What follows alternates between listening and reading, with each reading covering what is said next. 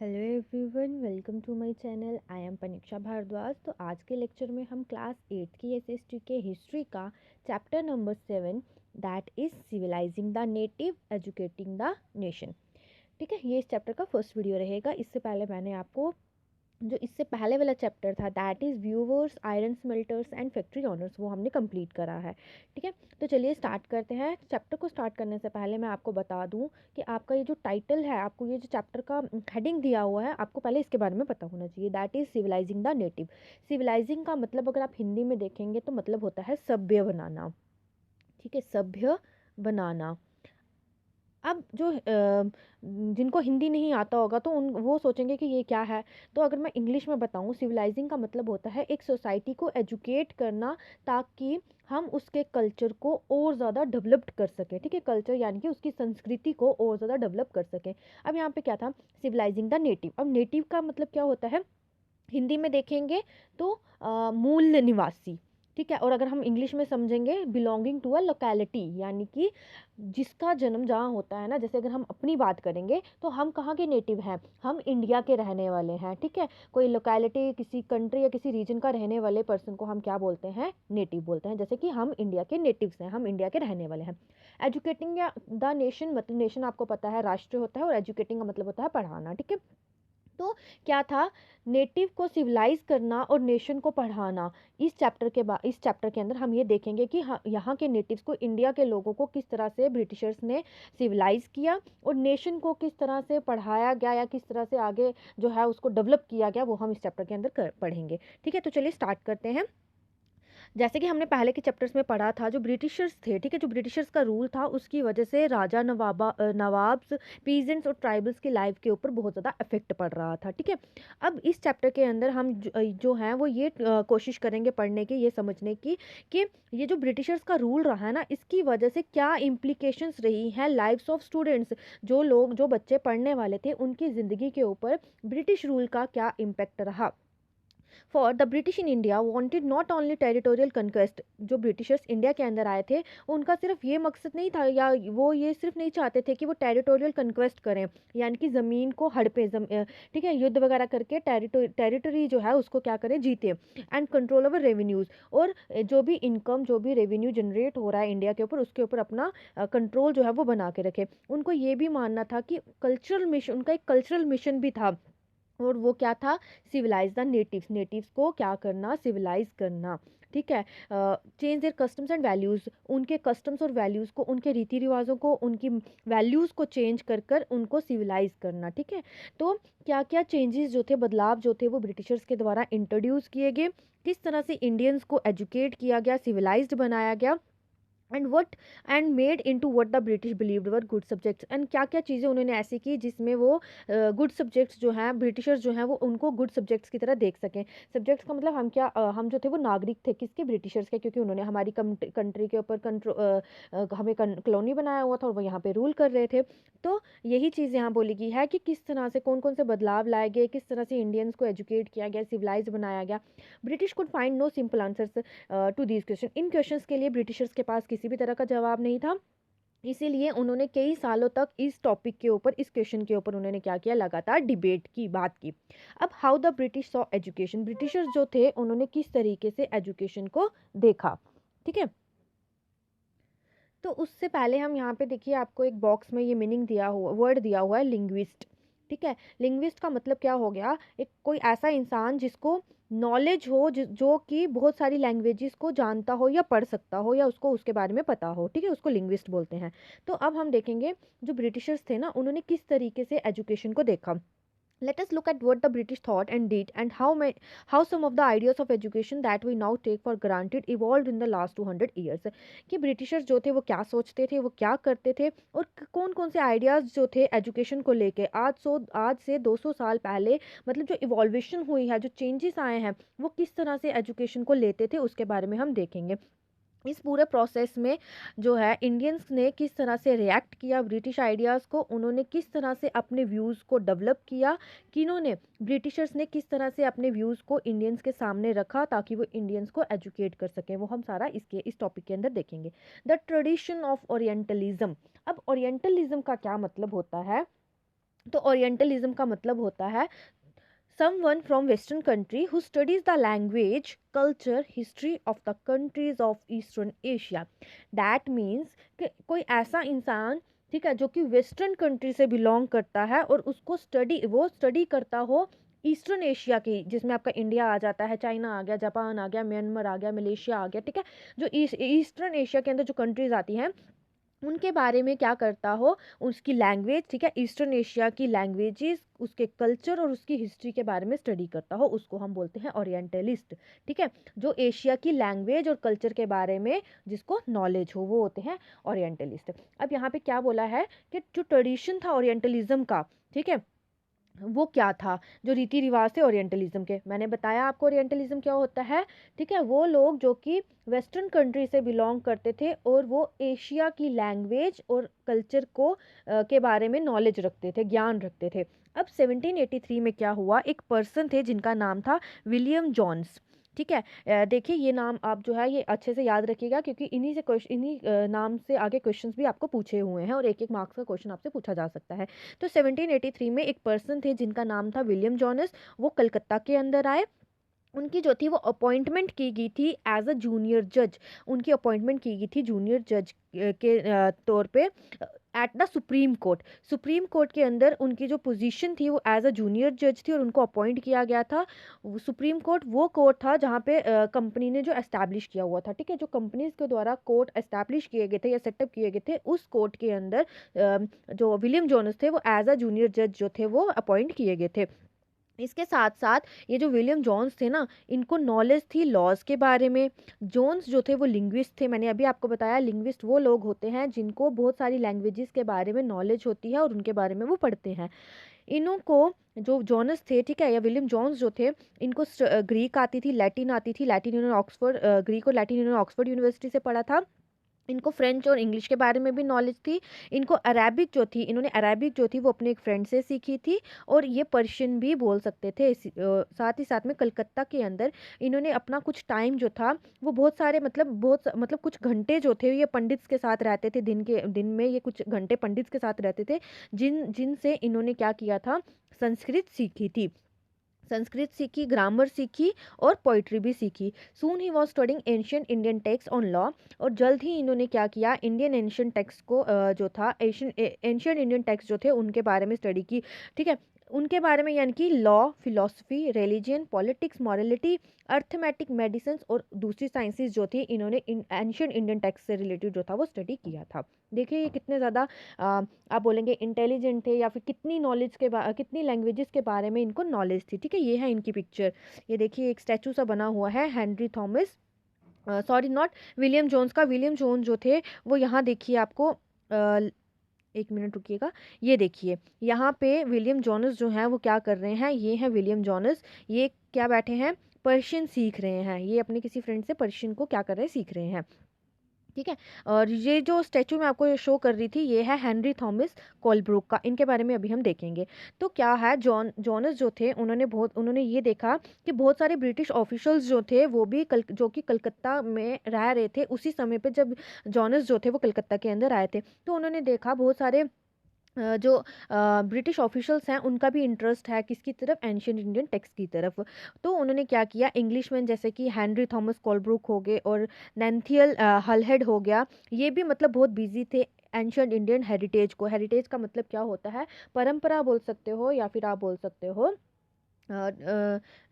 Not संस्कृति, विरासत। ठीक है, तो इंडिया के हेरिटेज को डिस्कवर किया इन दोनों ने मिलकर, किसने, कोलब्रुक ने और हेलहर्ड ने। और ये इंडियन लैंग्वेजेस के मास्टर्स थे, इनको इंडियन लैंग्वेजेस बहुत अच्छे से आती थी और ये क्या करते थे, संस्कृत और पर्शियन की बुक्स को या उनके काम को ये ट्रांसलेट करते थे, किसमें, इंग्लिश में। दोनों के साथ जॉनस ने मिलकर एशियाटिक सोसाइटी ऑफ बंगाल को सेटअप किया और एक जर्नल भी स्टार्ट किया, दैट इज एशियाटिक रिसर्च। ठीक है, ये जो है ये इंपॉर्टेंट है, ये याद रखिएगा। देन उसके बाद क्या है, जॉन्स और कोलब्रुक जो थे उन्होंने मतलब मिलकर एक अपना ध्यान जो था वो इंडिया के टूवर्ड्स जो था उसको मतलब लेके गए। उन्होंने बहुत रिस्पेक्ट दिखाई एंशियंट कल्चर्स के लिए, यानी कि देखिए जो इंडिया का कल्चर था और जो वेस्ट का कल्चर था, जॉनस और कोलब्रुक जो थे ये वेस्ट से बिलोंग करते थे, वेस्ट की कंट्री से बिलोंग करते थे, दैट इज यूरोप से। ठीक है, ब्रिटेन या इंग्लैंड से ये बिलोंग करते थे। तो ये क्या करते थे, ये वेस्ट के लिए भी और इंडिया के लिए दोनों के एंशियंट कल्चर्स को ये बहुत ज़्यादा रिस्पेक्ट करते थे। और साथ ही साथ Indian civilization they felt had attend its glory in the ancient past. इनका ये मानना था, इनका ये विश्वास था कि जो इंडिया ना, जो इंडिया का एंशियंट पास्ट है, ठीक है, जो ऐतिहासिक पास्ट है उनका, उसने बहुत ज़्यादा ग्लोरी जो थी, अचीवमेंट जो थी वो अटेन की थी। लेकिन अब ये अचीवमेंट जो है ये डिक्लाइन हो रहा है, कम हो रहा है, एलिमिनेट हो रहा है। तो इंडिया को अंडरस्टैंड करने के लिए ये बहुत ज़रूरी है कि हम डिस्कवर करें सैक्रेड एंड लीगल टेक्स्ट जो होते हैं ना, ग्रंथ वगैरह हिंदी, ठीक है, जो पुराने ग्रंथ होते हैं उनको ये डिस्कवर कर रहे थे ताकि एंशियंट पीरियड को प्रोड्यूस किया, यानी कि एंशियंट पीरियड के बारे में और ज़्यादा जाना जा सके। फॉर ओनली दोज टेक्स्ट, उन टेक्स्ट के लिए यानी कि उन्हीं टेक्स्ट के थ्रू इन्होंने जो था वो जाना कि हिंदू मुस्लिम्स जो हैं उनके लॉज या उनके रियल आइडियाज़ जो हैं, यानी कि वो कैसे आए, ठीक है।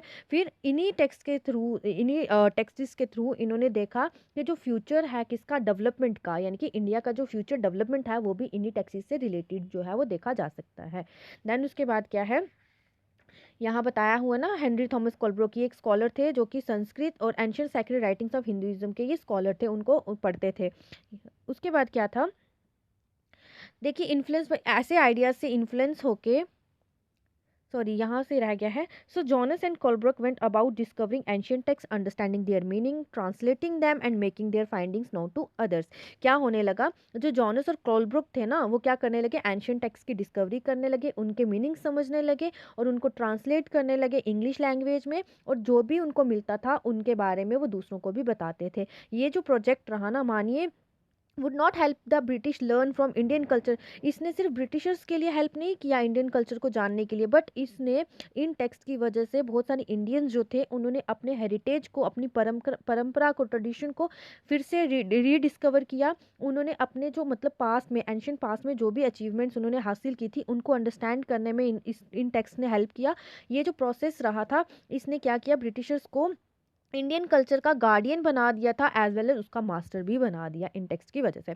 अब इन आइडिया से इन्फ्लुएंस होकर बहुत सारे कंपनी के ऑफिशियल्स जो थे ना, वो ये आर्ग्यू करने लगे, जो ब्रिटिशर्स हैं वो सिर्फ वेस्टर्न लर्निंग को ना ही प्रमोट करें, उसको बढ़ावा ना दे, बल्कि इंडियन लैंग्वेजेस के बारे में भी या इंडियन लर्निंग के बारे में भी लोगों को बताएं। उनका ये उन्होंने ये चीज़ फेल्ट की, उन्होंने ये चीज़ महसूस की कि जो भी इंस्टीट्यूशन सेटअप किए गए हैं उसमें मतलब एंशियंट इंडियन टेक्स्ट की स्टडी भी एनकरेज की जाए, संस्कृत और पर्शियन लिटरेचर और पोइट्री भी टीच करवाई जाए लोगों को, बच्चों को, ठीक है। मतलब क्या हो रहा था उस समय पे, सिर्फ इंग्लिश को बढ़ावा दिया जा रहा था, लेकिन जब लोग अपना इंटरेस्ट जो था, जैसे कोलब्रुक हो गए, ठीक है, हलहेड हो गए, उसके बाद ये जॉनस हो गए, विलियम जॉनस हो गए, जब ये एंशियंट टेक्स्ट की तरफ बढ़ने लगे, उनकी डिस्कवरीज करने लगे, उनकी तरफ अपना इंटरेस्ट बढ़ाने लगे, तो इन्होंने ये मतलब आर्ग्यूमेंट किया ब्रिटिशर्स के लिए कि भाई जो भी आप वेस्टर्न लर्निंग के लिए प्रमोट कर रहे हैं, यानी कि आप वेस्टर्न लर्निंग को प्रमोट कर रहे हैं, तो उसकी जगह पे आप इंडियन लर्निंग को भी प्रमोट करें। ऐसा नहीं कि वेस्टर्न लैंग्वेज जो है उसको ख़त्म कर दे, वेस्टर्न लर्निंग को बंद कर दे, बट उसके साथ साथ आप इंडियन लोगों को इंडियन हेरिटेज, इंडियन कल्चर के बारे में भी नॉलेज दें, जैसे एंशियंट इंडियन टेक्स्ट हो गया, संस्कृत पढ़ाएं उनको, पर्शियन लिटरेचर के बारे में बताएं, पोइट्री के बारे में बताएं।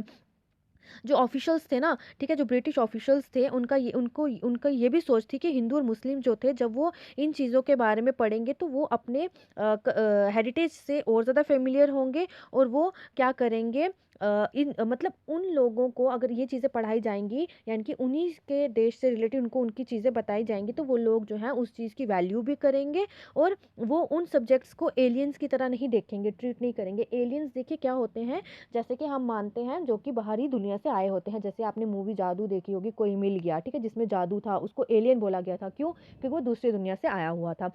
तो जिस तरह से ब्रिटिशर्स इंडियंस को अपनी वेस्टर्न लर्निंग जो थे वो सिखा रहे थे, तो वो उनके लिए एज अ एलियन ही काम कर रहा था, क्योंकि उनको उनके बारे में नॉलेज नहीं होता था। तो इसलिए कुछ ऑफिशियल्स के द्वारा ये आर्ग्यू किया गया कि आप लोगों को इस तरह से पढ़ाएं, ताकि उन्हीं के लैंग्वेजेस पढ़ाएं, जैसे संस्कृत हो गया, पर्शियन हो गया, ये पढ़ाएंगे तो वो उसको वेलकम भी करेंगे, उसकी वैल्यू भी करेंगे, और तभी वो मानेंगे कि जो ब्रिटिशर्स हैं, ठीक है, वो तब भी जो ब्रिटिशर्स के मतलब अपने दिल में ब्रिटिशर्स के लिए जगह बना पाएंगे, कौन लोग, नेटिव्स जो थे, ठीक है, और तब भी वो क्या करेंगे, उन एलियन रूलर्स की रिस्पेक्ट भी करेंगे, ठीक है। उसके बाद जो है, with this object in a view, इस ऑब्जेक्ट, ये जो ऑब्जेक्टिव रखा गया था ना, इस ऑब्जेक्टिव के थ्रू एक व्यू जो यानी कि मदरसा जो था, मदरसा क्या होता है, एक अरेबिक वर्ड है उस प्लेस के लिए जहाँ पे लर्निंग सिखाई जाती है, या एनी टाइप ऑफ स्कूल और कॉलेज। तो मदरसा जो था वो सेटअप किया गया था कलकत्ता के अंदर 1781 में, ताकि अरेबिक, पर्शियन और इस्लामिक लॉ को क्या किया जाए, प्रमोट किया जाए, बढ़ावा दिया जाए और वहाँ पे लोगों को सिखाया जाए। और साथ ही साथ में 1791 में, यानी कि 10 साल बाद क्या हुआ, हिंदू कॉलेज जो था वो एस्टैब्लिश किया गया था बनारस में, ताकि एंशियंट संस्कृत टेक्स्ट की वहाँ पे स्टडी करवाई जा सके और वो सारी चीज़ें वहाँ पढ़ाई जा सके जो एडमिनिस्ट्रेशन के लिए, कंट्री के एडमिनिस्ट्रेशन के लिए यूज़फुल हो। ठीक है। देन आगे ये आपको एक फिगर बताई हुई है यहाँ पे, ये ओरिएंटलिस्ट है, ठीक है, जो कि ब्रिटिश पावर को इंडिया के अंदर बता रहा है। उसके बाद जो है ये वैरन हेस्टिंग्स हैं, ठीक है। उसके बाद ये जो है ये मुंशी हैं, ये पंडित हैं, ये क्या कर रहे हैं, इनको वर्नाकुलर लैंग्वेजेस के बारे में बता रहे हैं। अभी हम ये देखेंगे वर्नाकुलर क्या होता है, ओरिएंटलिस्ट के बारे में मैं आपको पहले ही बता चुकी हूँ, ठीक है। ये सब चीज़ें हम देखेंगे। अब क्या था, कुछ ऑफिशियल्स जो थे ना वो इन व्यूज़ को मतलब सपोर्ट कर रहे थे, लेकिन सारे के सारे ऑफिशियल्स इन व्यूज़ को सपोर्ट नहीं कर रहे थे। बहुत सारे जो थे वो ओरिएंटलिस्ट के क्रिटिसिज्म के अगेंस्ट थे, ठीक है। मैंने बताया था ना आपको ओरिएंटलिस्ट क्या होता है, मैंने सिंपल लैंग्वेज में बताया, वो जो कि वेस्टर्न कंट्री से बिलोंग करते थे और ईस्टर्न एशिया की, यानी कि इंडिया हो गया या एशिया की दूसरी कंट्रीज़ होगी, उनकी हिस्ट्री या लैंग्वेजेस के बारे में, उनके कल्चर के बारे में स्टडी करते थे, नॉलेज रखते थे। मुंशी वो पर्सन होता है जो लिख सकता है, पढ़ सकता है और पढ़ा सकता है पर्शियन लैंग्वेज को। वर्नाकुलर का मतलब होता है लोकल लैंग्वेज। सिंपली अगर आप याद रखेंगे तो लोकल लैंग्वेज होता है वो लैंग्वेज जो कि कॉमन पीपल जो है वो बोलेंगे किसी एक पर्टिकुलर रीजन की, या यानी कि एक पर्टिकुलर रीजन या कंट्री से बिलोंग करने वाला लोग जो है वो वहाँ की लोकल लैंग्वेज बोलते हैं। अब इंग्लिश के लिए जो लोग इंडिया के अंदर जो भी लैंग्वेजेस बोलते थे वो उनके लिए लोकल लैंग्वेजेस थी, इसलिए वो उसको वर्नाकुलर बोलते थे, ठीक है। अब क्या था, grave errors of the east. Grave का मतलब होता है बहुत ही भयानक, ठीक है, बहुत ही भयानक बोल सकते हैं आप। तो बहुत गंदा या बहुत ही भारी अशुद्धियाँ जो थी, अशुद्धियाँ यानी कि एरर जो था, बहुत गलत इम्पैक्ट पड़ रहा था ईस्ट के ऊपर। वो क्या था, अर्ली 19th सेंचुरी में, ठीक है, अर्ली 19th सेंचुरी यानी कि 1801 टू 1805 का जो टाइम पीरियड था, इस टाइम पीरियड में बहुत सारे ब्रिटिश ऑफिशियल्स जो थे ना वो ओरिएंटलिस्ट विजन ऑफ लर्निंग को क्या कर रहे थे, क्रिटिसाइज कर रहे थे। देखिए, वेस्टर्न कंट्री के लोग जो थे ना, जो यूरोप से हो गए, ब्रिटेन से हो गए, इंग्लैंड से होंगे, इन कंट्रीज़ के जो लोग थे ना वो मतलब क्या कर रहे थे, अ, एशिया की कल्चर और हिस्ट्री को, लैंग्वेज को वो पढ़ा रहे थे, उसको प्रमोट कर रहे थे, उसको बढ़ावा दे रहे थे। तो इसीलिए ब्रिटिश ऑफिशियल्स ने क्रिटिसाइज़ करना शुरू कर दिया कि ओरिएंटलिस्ट विजन जो है लर्निंग का, उसको बंद किया जाए। उनका ये मानना था कि जो ईस्ट जो है ना, यानी कि ईस्ट में अगर आप इंडिया, आपका इंडिया भी आ जाता है, ठीक है, तो जो है आपका ईस्ट में जो है वो फुल ऑफ एरर्स है और वहाँ पे अनसाइंटिफिक थॉट है, यानी कि वहाँ पे कुछ भी यूज़फुल नहीं है और कोई भी वहाँ पे साइंटिफिकली चीज़ नहीं होती है। ईस्टर्न लिटरेचर जो है वो एक नॉन सीरियस और लाइट हार्टेड सब्जेक्ट है, इसलिए वहाँ पे उनको कुछ भी नहीं पढ़ाना चाहिए। सो उन्होंने आर्ग्यू किया, पढ़ाना नहीं चाहिए, मतलब उनको ईस्टर्न लैंग्वेजेस या ओरिएंटलिस्ट जो है वो उनको लर्निंग ना दी जाए, क्योंकि ईस्ट के अंदर, ईस्ट जो है वो पूरा एरर्स और अनसाइंटिफिक थॉट से भरा हुआ है। इसलिए उन्होंने आर्ग्यू किया कि ये गलत है। क्या गलत है, it was wrong on the part of the British to spend, ठीक है, ये गलत है कि ब्रिटिशर जो है वो ज़्यादा से ज़्यादा एफर्ट दिखाएं और इनकरेज करें अरेबिक, संस्कृत और लिटरेचर की स्टडी को लेके, ठीक है। ईस्टर्न एशिया में या ईस्ट एशिया में वो अपना टाइम ना वेस्ट करें, अपना पैसा ना वेस्ट करें और उन लोगों को अरेबिक, संस्कृत लैंग्वेज या लिटरेचर या पोइट्री जो है वो ना पढ़ाएं, और बल्कि उनको सिर्फ और सिर्फ इंग्लिश सिखाई जाए। जो जेम्स मिल थे, ठीक है, जिनके बारे में हमने पहले पढ़ा था, जेम्स मिल जो थे उनमें से एक थे जिन्होंने ओरिएंटलिस्ट के ऊपर अटैक किया। ब्रिटिशर्स का ये एफर्ट रहा, उन्होंने ये डिक्लेयर कर दिया कि नेटिव्स जो हैं should not be to teach what the natives wanted और what they respected in order to please them and win a place in their heart. यानी कि उन्होंने ये डिक्लेयर कर दिया कि जो नेटिव्स हैं, जो इंडिया के रहने वाले लोग हैं, उनको वो नहीं पढ़ाना जो वो चाहते हैं, और ना ही उनको ये बताना है कि भाई मतलब ना ही हमने उनके लिए ऐसा काम करना है कि हम अपने मतलब उनके दिलों में अपनी जगह बना सकें। जो एम था एजुकेशन का वो ये था कि एजुकेशन जो है वो यूज़फुल होनी चाहिए और प्रैक्टिकल होनी चाहिए। यानी कि जिससे हम जो है मतलब पढ़कर जॉब वगैरह ले सके वो होनी चाहिए। ऐसा नहीं है कि पढ़ के कुछ भी फालतू के काम करना शुरू कर दो। सो इंडियंस जो थे उनको फ़ेमिलियर करवाया गया उन साइंटिफिक और टेक्निकल एडवांसेस की वजह से जो कि वेस्टर्न वेस्टर्न कंट्रीज़ में हो रहे थे, ठीक है? ना ही उनको पोएट्री या फिर सेक्रेड लिटरेचर जो था ओरिएंट का वो पढ़ाया जा रहा था। यानी कि उनको ये था कि इंडियंस को जो है वो साइंटिफिक नॉलेज के बारे में पता हो, टेक्निकल एडवांसेस के बारे में पता हो, ठीक है? रेदर देन उनको ये पढ़ा कर कि भाई अराबिक क्या है या फिर पवित्र ग्रंथ वगैरह हैं उनके बारे में ना नॉलेज दी जाए। तो 1830s के आते-आते ओरिएंटलिस्ट के ऊपर अटैक किए जा रहे थे और ज़्यादा बढ़ने लगे। One of the most outspoken and influential of such critics of the time was Thomas Babington Macaulay. Macaulay जो थे उन्होंने सबसे ज़्यादा अटैक किया ओरिएंटल विजन ऑफ लर्निंग के ऊपर। उन्होंने देखा इंडिया जो है वो अनसिविलाइज्ड कंट्री है, इसलिए बहुत ज़्यादा ज़रूरत है ताकि इंडियंस को क्या किया जाए, सिविलाइज्ड किया जाए या इंडिया को सिविलाइज्ड किया जाए। No branch of eastern knowledge, उसके अकॉर्डिंगली कोई भी ब्रांच जो है ईस्टर्न नॉलेज की वो कंपेयर नहीं की जा सकती इंग्लैंड ने जो जो एजुकेशन प्रोड्यूस्ड की है। यानी कि जो एजुकेशन इंग्लैंड के अंदर है या वेस्टर्न कंट्रीज़ के अंदर है वो वैसी एजुकेशन जो है ईस्टर्न कंट्रीज़ के अंदर कहीं भी देखने को नहीं मिल सकती है। Who could deny declared Macaulay, कौन जो है वो मना कर सकता है? डिक्लेयर मैक्यूले ने कहा कि एक जो सिंगल शेल्फ है ना गुड यूरोपियन लाइब्रेरी की, उसकी जगह इंडिया का और अराबिया का नेटिव लिटरेचर नहीं ले सकता है। यानी कि उन्होंने बोला अगर आप 10 बुक्स जो हैं, यानी कि एक शेल्फ है, ठीक है? एक शेल्फ के ऊपर अगर आप 10 बुक्स जो हैं वो किसकी रख देंगे, यूरोपियन लाइब्रेरी या यूरोप की एजुकेशन की रख देंगे, और दूसरी तरफ आप एक इंडिया का लिटरेचर रखते हैं और दूसरी तरफ अराबिया का लिटरेचर रखते हैं, तो वो जो है वो इतना इंपॉर्टेंट नहीं होगा जितनी वो यूरोप की 10 बुक्स होंगी, ठीक है? ये कहने का उनका मतलब है और इस चीज़ को कोई भी डिनाई नहीं कर सकता, मना नहीं कर सकता है। उन्होंने अर्ग किया, उन्होंने ब्रिटिश गवर्नमेंट को इंडिया के अंदर बोला कि भाई आप जो है वो अपना पैसा जो है ऐसी पब्लिक के ऊपर मत लगाएं जहाँ पे ओरिएंटल लर्निंग को प्रमोट किया जा रहा है, बिकॉज वो कोई भी प्रैक्टिकल यूज़ के लिए नहीं है। अपना पैसा वहाँ लगाएं जहाँ पे प्रैक्टिकल या फिर साइंटिफिक नॉलेज जो है, ये टेक्नोलॉजिकल नॉलेज जो है वो दी जाए। एनर्जी और पैशन के साथ मैकुले ने ये भी एम्फेसाइज किया कि इंग्लिश लैंग्वेज जो है उसकी ज़रूरत है इंडिया के अंदर लोगों को पढ़ाने की। He felt that knowledge of English would allow Indians, उनका ये मानना था कि जो नॉलेज दी जाएगी इंडियंस को, इंग्लिश नॉलेज जो दी जाएगी वो एक फाइनेस्ट लिटरेचर है वर्ल्ड का जो कि वर्ल्ड ने प्रोड्यूस किया है, और वो इंडियंस को अवेयर करेगा वेस्टर्न साइंस और फिलॉसफीज़ की डेवलपमेंट को, ठीक है? जो भी वेस्ट के अंदर जो डेवलपमेंट्स हो रही हैं साइंस को लेके, फिलॉसफी को लेके, उनके बारे में अवेयर करेगा किनको, इंडियंस को। जो इंग्लिश है वो लोगों को बहुत अच्छे से सिविलाइज करेगी, उनके टेस्ट को चेंज करेगी, उनके कल्चर को और उनकी वैल्यूज़ को चेंज करेगी। इन शॉर्ट उनका पूरी पर्सनैलिटी जो है किसकी, इंडियंस की पर्सनैलिटी को चेंज की जाएगी। तो मैक्यूले को मिनट को फॉलो करते हुए, मिनट यहाँ पे मतलब एक स्पीच डिबेट सी दी गई थी मैक्यूले ने, जिसमें बताया गया था जो इंग्लिश एजुकेशन है, जो इंग्लिश एजुकेशन एक्ट था 1835 का, उसको इंट्रोड्यूस किया गया। उसमें ये डिसीजन लिया गया कि इंग्लिश जो है वो मीडियम रहेगा हायर एजुकेशन का, और ओरिएंटल इंस्टीट्यूशन को स्टॉप किया जाएगा, जैसे कि कलकत्ता मदरसा में दिया जा रहा था और बनारस संस्कृत कॉलेज में लोगों को बताया जाता।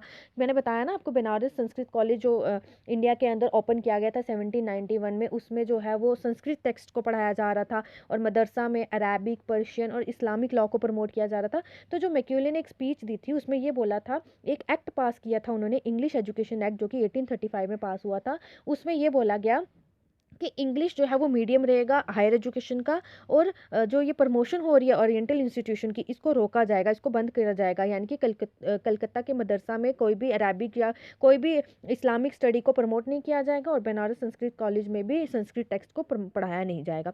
ये जो इंस्टीट्यूशन है ना, इनको इस तरह से देखा गया था टेम्पल्स ऑफ डार्कनेस, यानी कि ये जो है ये मंदिर जो है ये लोगों को अंधेरे की तरफ लेके जा रहे हैं, और आने वाले वक्त में ये उनको पूरी तरह से ख़त्म कर देंगे।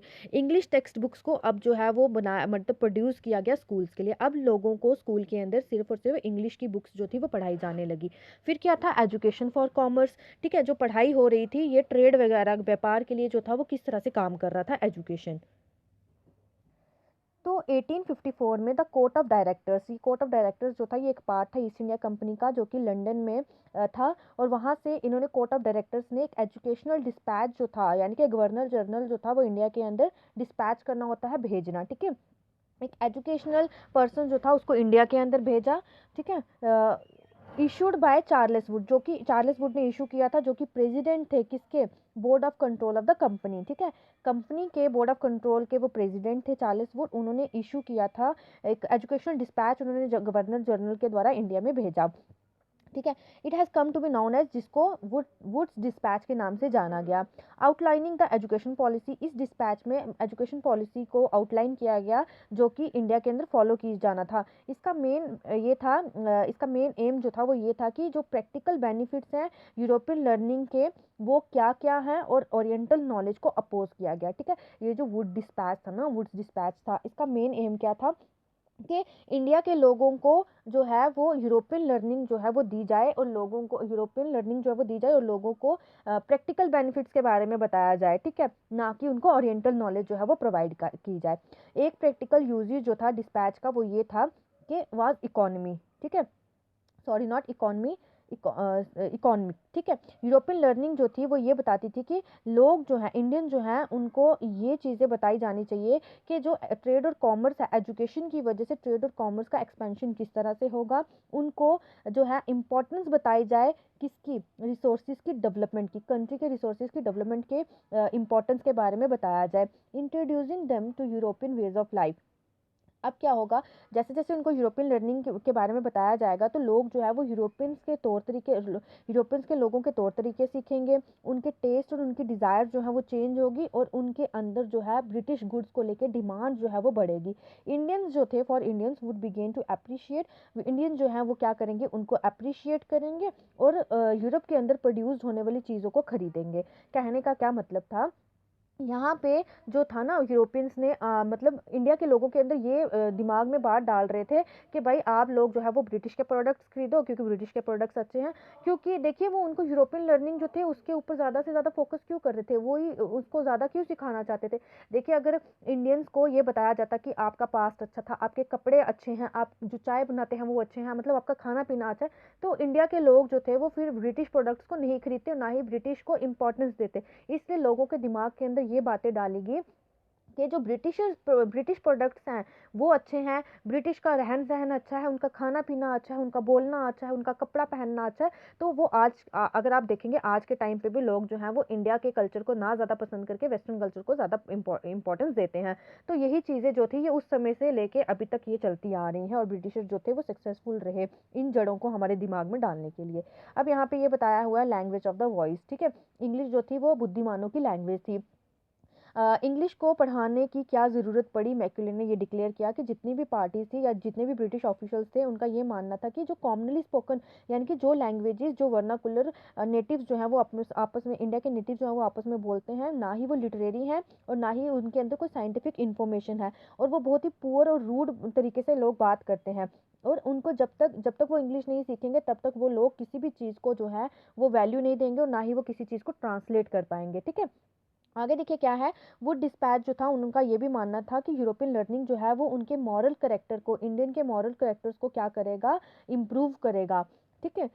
It would make them truthful, उनको जो है वो और ज़्यादा सच्चा और ईमानदार बनाएगा। और कंपनी के अंदर अगर सिविल सर्वेंट्स की सप्लाई, यानी कि उनको एम्प्लॉय किया जाएगा, नौकरी दी जाएगी, तो वो ज़्यादातर ट्रस्टेड रहेंगे, ठीक है। यानी कि इंडियंस के लोग जो थे वो ब्रिटिशर्स के अगर ब्रिटिशर्स की अकॉर्डिंगली जो इंडियन लोग थे वो सच्चे नहीं थे, ना ही ईमानदार थे। तो उनका ये मानना था कि अगर वो यूरोपियन लर्निंग सीखेंगे तो इंडियंस जो हैं वो उनके अंदर मॉरल करेक्टर डेवलप होगा, और वो ज़्यादा से ज़्यादा सच्चे होंगे, ईमानदार होंगे, सो दैट कि हम उनको अपनी कंपनी के अंदर छोटी मोटी नौकरी दे देंगे और हम उनके ऊपर ट्रस्ट कर पाएंगे। जो लिटरेचर था ईस्ट का वो मतलब पूरा का पूरा किससे बुराइयों से भरा हुआ था, गलत चीज़ों से भरा हुआ था, और वो लोगों के अंदर सिर्फ और मतलब वो जो लिटरेचर था, जो ईस्ट का लिटरेचर था, वो लोगों के अंदर ड्यूटी भी मतलब लोगों को ड्यूटी के बारे में नहीं बता रहा था, ठीक है। कमिटमेंट, काम को लेके वो कमिटमेंट नहीं दे पा रहे थे, ना ही उनकी एडमिनिस्ट्रेशन के लिए स्किल टैलेंट जो था वो उनके अंदर डेवलप हो रहा था। ये ईस्ट किसकी वजह से था, ये लिटरेचर ऑफ द ईस्ट की वजह से हो रहा था। लेकिन अगर उनको यूरोपियन नॉलेज दी जाएगी तो वो ज़्यादा से ज़्यादा चीज़ों को क्या कर पाएंगे, समझ पाएंगे। 1854 डिस्पैच को फॉलो करने के बाद, यानी कि वुड्स डिस्पैच को फॉलो करने के बाद बहुत सारे चेंजेस जो थे वो ब्रिटिशर्स के द्वारा इंट्रोड्यूस किए गए। एजुकेशन डिपार्टमेंट जो थे, जो कि गवर्नमेंट के अंदर थे, ठीक है, उन्होंने ज़्यादा से ज़्यादा कंट्रोल जो था एजुकेशन को लेके वो अपने अंडर कर लिया। बहुत सारे स्टेप्स जो थे वो उठाए गए ताकि यूनिवर्सिटी एजुकेशन को एस्टैब्लिश किया जा सके। 1857 में क्या हुआ, जो म्यूटनी हुई थी, ठीक है, सिपाही रिवॉल्ट हुआ था मेरठ और दिल्ली के अंदर, उससे पहले ही यूनिवर्सिटीज़ जो थी कलकत्ता, मद्रास और बॉम्बे के अंदर जो थी वो एस्टैब्लिश कर दी गई थी। बहुत सारे अटेम्प्ट्स जो थे, बहुत सारे स्टेप्स जो थे वो उठाए गए थे ताकि स्कूल एजुकेशन सिस्टम के अंदर बदलाव लाया जा सके। तो ये था आपका आज का टॉपिक, ठीक है। यहाँ पे थोड़ा सा बताया है कि मॉडल एजुकेशन की डिमांड जो थी वो की जा रही थी। यहाँ पे एक पर्सन दिखाए जा रहे हैं आपको, विलियम कैरे, जो कि स्कॉटिश मिशनरी के थे, जो कि हेल्प कर रहे थे सरमपोर मिशन को एस्टैब्लिश करने में। अब देखिए क्या था, ये एक आर्ग्यूमेंट रहा एजुकेशन को लेके, यानी कि देखिए क्रिश्चियन मिशनरीज के द्वारा क्रिटिसाइज किया जा रहा था इंडिया के अंदर 19th सेंचुरी में। क्रिश्चियन मिशनरीज क्या होती हैं, जो क्या करती हैं, अपने धर्म को प्रमोट करती हैं, ठीक है। जो क्रिश्चियन जो था वो इंडिया के अंदर क्रिश्चियन लोगों के रिलीजन को, धर्म को बदलना चाहता था, उनको बोल रहा था कि भाई आप जो है वो क्रिश्चियनिटी में अपना धर्म जो है वो बदल दो। तो मिशनरी जो थी वो ये महसूस करती थी कि एजुकेशन जो है वो सिर्फ और सिर्फ लोगों के करेक्टर को क्या करेगा, डेवलप करेगा। उनके अंदर मॉरलिटी जो है वो तब, उनकी मॉरलिटी तब भी इम्प्रूव होगी जब वो क्रिश्चियन एजुकेशन को क्या करेंगे, लेंगे। अब 1813 तक जो ईस्ट इंडिया कंपनी थी ना, उन्होंने मिशनरी एक्टिविटीज़ को इंडिया के अंदर बहुत अपोज किया और इंडिया के अंदर आने नहीं दिया। It fear that missionary activities would provoke reaction amongst the local population and make them suspicious of British presence in India. उनको ये डर था कि मिशनरी एक्टिविटीज़ जो है वो लोकल पॉपुलेशन को, लोकल लोगों को जो है वो हमारे अगेंस्ट क्या करेंगे, मतलब भड़का देंगे और हमें यहाँ से जाना पड़ेगा। तो unable to establish an institution within British control territories, जहाँ पे ब्रिटिशर्स का कंट्रोल होता था वहाँ पे ये अपना इंस्टीट्यूशन, क्रिश्चियन मिशनरीज जो थी वो अपना इंस्टीट्यूशन एस्टैब्लिश नहीं कर सकी। सो उन एरियाज़ में जहाँ पे ब्रिटिशर्स का कंट्रोल नहीं था, जैसे कि सरमपोर एरिया हो गया, यहाँ पे डैनिश ईस्ट इंडिया कंपनी का कंट्रोल था, यहाँ पे जाके इन्होंने अपनी मिशनरी सेटअप की। एक प्रिंटिंग प्रेस जो थी 1800 में सेटअप की गई और एक कॉलेज भी 1818 में सेटअप किया गया था क्रिश्चियन मिशनरीज के द्वारा। 19th सेंचुरी के चलते चलते मिशनरी स्कूल जो थे वो पूरे इंडिया के अंदर डेवलप किए गए, सेटअप किए गए, नॉट डेवलप, सेटअप किए गए। 1857 के बाद ब्रिटिश गवर्नमेंट जो थी इंडिया के अंदर, उन्होंने मिशनरी एजुकेशन को सपोर्ट किया। उनका ये मानना था कि लोकल कस्टम, प्रैक्टिस, बिलीव्स और रिलीजियस आइडियाज़ के ऊपर तभी अटैक किया जाएगा जब वो लोगों को जो नेटिव के ओपिनियन को इनरेज किया जाएगा, उनको मतलब उनके एजुकेशन के खिलाफ भड़काया जाएगा। ठीक है, ये था आपका आज का टॉपिक। आई होप आपको यहाँ तक समझ आया है। तो अगर किसी को कोई डाउट है या कुछ समझ नहीं आया है तो वो मुझे पूछ सकते हैं। तो आज के लिए इतना ही रखते हैं। Thank you and have a good day.